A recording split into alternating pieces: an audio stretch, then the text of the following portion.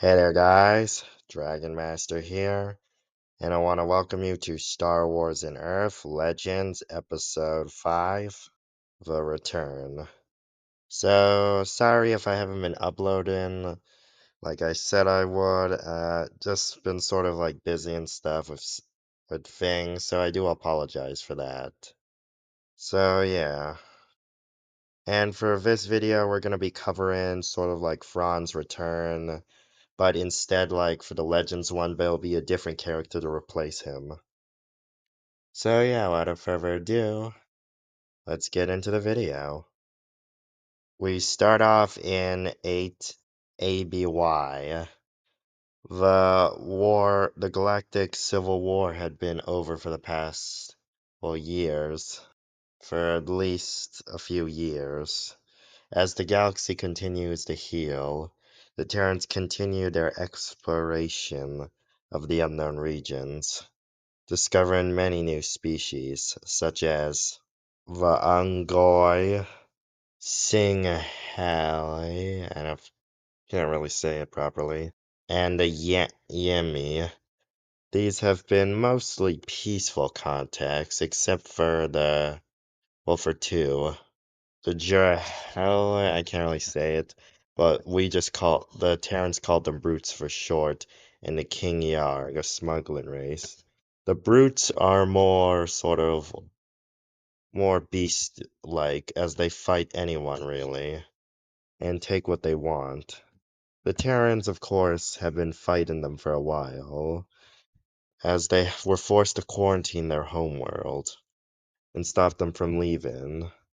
Of course, it doesn't mean that it is easy, as the brutes make it very difficult.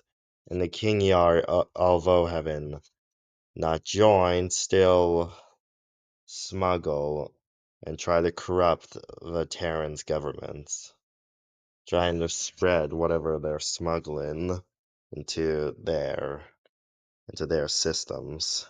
The Terrans, of course, are annoyed, but since they have no proof of what they're doing, they can't do anything. And they are busy dealing with the brutes. But of course, something happens as the fleet currently assigned to guard their homeworld is attacked by an unknown Imperial fleet that had just dropped out of hyperspace.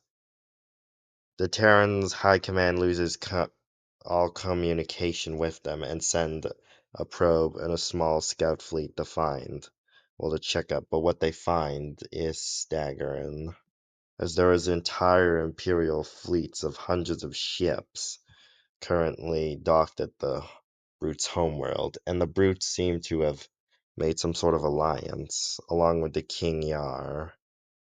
Of course, the head Imperial ship contacts the lead scout vessel, and they are surprised to see who it is. The an Inquisitorious Admiral, as people call him. They don't know who his name is, but he is one of the Terrans. He was a Terran from a colony world, but he betrayed them, or more or less left the Terrans, and joined the Empire as some of the few who joined the Empire. He eventually became a top admiral in Palpatine's inner circle and in the military, and became one of his best lead-in admirals.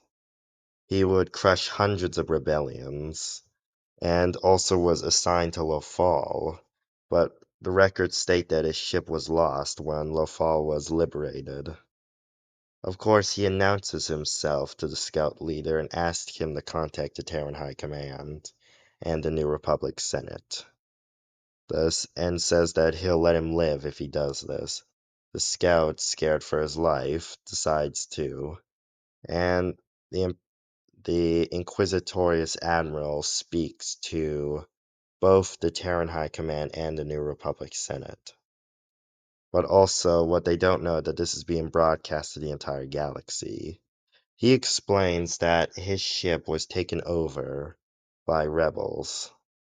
Of course, the rebels sabotaged his ship's hyperspace generator and launched him into a part of the unknown regions, where they thought that he would not survive. Of course, he did survive and stayed hidden for the remainder of the war, slowly taking the resources of the Empire into the unknown regions, into his own personal fortress world.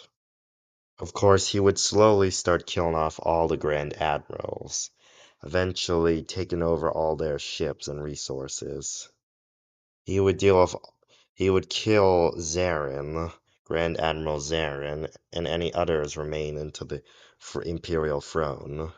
With this done, he was free to let the Empire slowly be absorbed into the Republic. Of course, he was surprised to hear that they had established small branches and still control systems in the Outer Rim. But alas, he would deal with them as well, since he considered them traitors.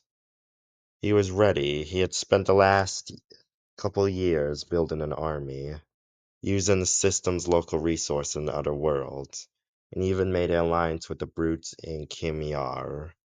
He then established that he would carve his own empire, and that the New Republic and Terran High Command was to get out of his way. He would take what he wants and build a new empire. But New Republic and Terrans had two choices: stand out of his way and he'll leave them alone. But if they do, he will not hesitate to destroy them. The Terrans are in a small debate and disagree, explain that they were able to beat the Empire once and they can do it again. Of course, the New Republic Senate does not want a war, and Mon Mothma tries to at least get a peaceful negotiations. The Terrans aren't happy about this, and saying that they'll fight. The Inquisitor and Admiral smirks, explain that he expected nothing less from his people, and then decides that if war must happen, then so be it. With this said, he explains to the New Republic Senate it seems peace is off the table, Mon Mothma, and then cuts the transmission. He then orders his forces to destroy the scout vessels, which they do. With that said and done, he looks out into hyperspace and immediately orders his ship to go into hyperspace, along with the fleet. The fleet begins attacking all across the mid-rim, attacking worlds that don't have any fleets to defend themselves, and conquering them quickly. The Terrans respond to this and begin mobilizing their fleets, while the New Republic Senate is in debate, but quickly agrees that they need to get work done. So Admiral Akbar is given a fleet to go deal with this. And the New Republic Senate isn't happy with the Terrans, viewing them that this is their fault. So while the two sides argue and the military commanders of the New Republic Senate and the Terrans get to work to begin fighting, the Inquisitor Admiral spies report this, and he just sighs. He knows one of the biggest threats to his plans will be the Terrans along with Thrawn, but he has a countermeasure to this. He again looks at a galaxy map and then thinks, seeing his expanding territory quickly. He knows that he has to play this smart.